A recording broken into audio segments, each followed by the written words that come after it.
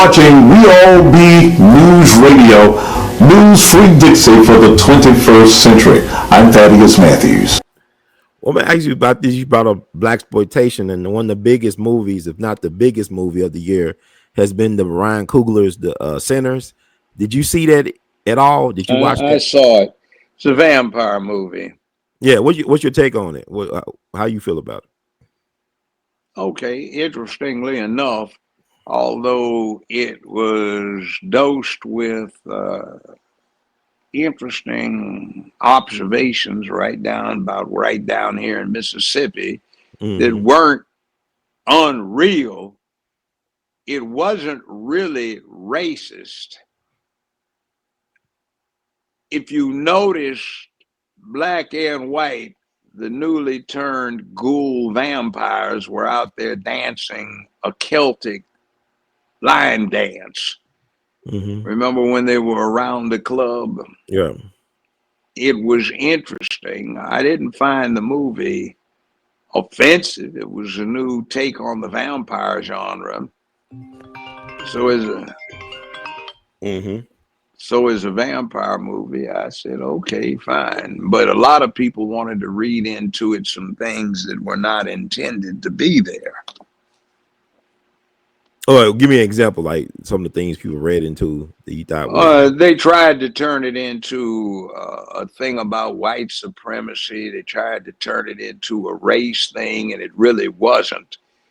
It was just a novel situation, and you saw some black folk who were trying to come down after. Remember, the protagonist had come in from Chicago, where they were cooperating and made their money with white gangsters. And what they wanted to do was go back to Mississippi and take advantage of the situation down there and run a juke joint. Right. Juke joints used to be real. Everybody would be sweating like a pig up in the place because there was no air conditioning and few fans. And they'd have some interesting music. There was some floppy parts of the movie where they tried to remember the scene where everybody really got to getting into dancing in the club, and then they tried to bring somebody from Africa in there as a visual, and then somebody 40, 50 years in the future, doing a more modern band thing in there. So I thought that was unnecessary, but it is what it is.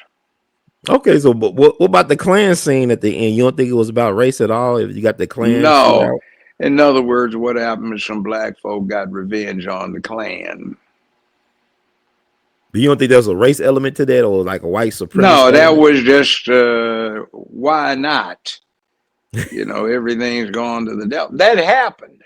I know my grandfather and two uncles had to leave where they were because they killed two deputy sheriffs that they thought had something to do with the lynching of another uncle. That's family history. That happens. If you read the old commercial appeal, they'd have 25, 50, 75, 100 years ago. And when it started updating till the 1870s, you had one instance right up here in Fayette County. They detailed where the Klan had been getting rough with some of the black people that lived up there in Fayette County. So they said some local colored heroes, that's the way the commercial appeal styled it, assembled, and they met the dirty night riders, and they quickly emptied 11 saddles of their sheets. So that's right up here in Fayette County.